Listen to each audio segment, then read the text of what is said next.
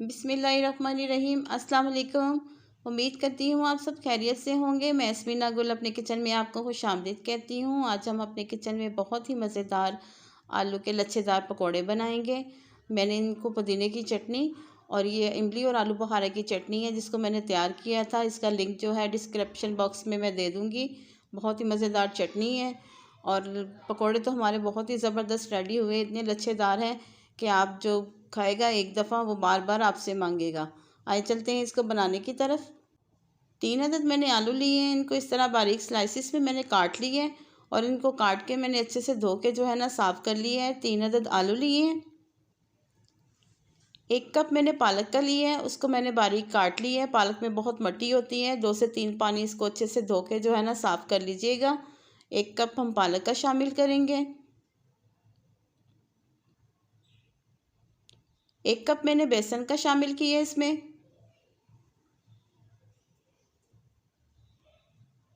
अब 1/2 कप इसमें हम मैदे का शामिल करेंगे। मैदे से जो है ना वो बहुत ज़बरदस्त क्रिस्पी जो पकोड़े रेडी होते हैं। 3 अदद मैंने हरी मिर्च ली है, इसको बारीक काट ली है। 2 चम्मच सूखा धनिया साबुत लिया है, ये शामिल करेंगे। 1 चम्मच अनारदाना लिया है, इसको भी मैंने पानी से भिगो के अच्छे से साफ़ कर लिया है। 1 चम्मच नमक का शामिल किया है, आप अपने जायके के मुताबिक कम ज़्यादा कर सकते हैं। और 1.5 चम्मच इसमें मैंने लाल मिर्च का शामिल किया है। 1/2 चम्मच इसमें धड़ा मिर्च शामिल की है।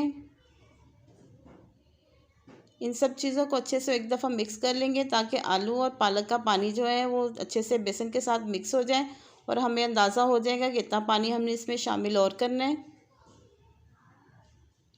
ये देखिए अच्छे से हमने इसको मिक्स कर लिया। अब थोड़ा थोड़ा पानी शामिल करके बेसन को अच्छे से जो है ना हम गूंद लेते हैं ताकि एक स्मूथ सा अच्छा सा बैटर बन जाए। इसको अच्छे से हमने मिक्स कर लिया है और आज 15 से 20 मिनट इसको रेस्ट पे रखेंगे और फिर इसको फ्राई करके मैं आपको दिखाऊंगी। एक पैन लिए है, उसमें कुकिंग ऑयल शामिल किया है, उसको अच्छे से गर्म करेंगे और एक चम्मच की मदद से जो है ना हम पकोड़े बना लेंगे। आप चाहे हाथ से बनाना चाहते हैं तो हाथ से भी बना सकते हैं। अगर आप मेरे चैनल पे नए हैं तो प्लीज़ मेरे चैनल को सब्सक्राइब कर लें, ये बिल्कुल फ्री में है। सारे पकोड़े हमने शामिल कर दिए। अब इसको 2 से 3 मिनट हम हल्की आंच पे पकने देंगे, फिर इसको हम पलटेंगे।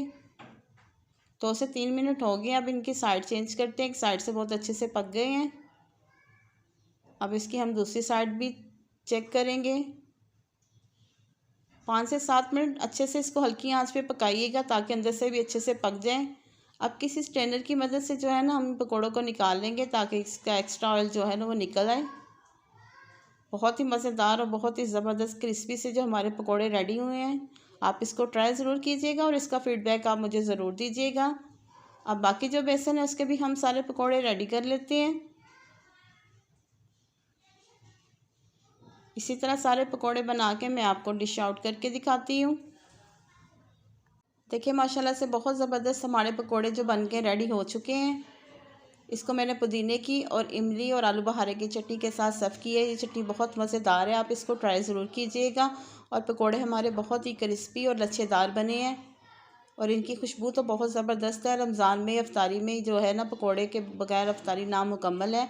आप इसको ट्राई ज़रूर कीजिएगा, जो एक दफ़ा खाएगा बार बार आपसे मांगेगा।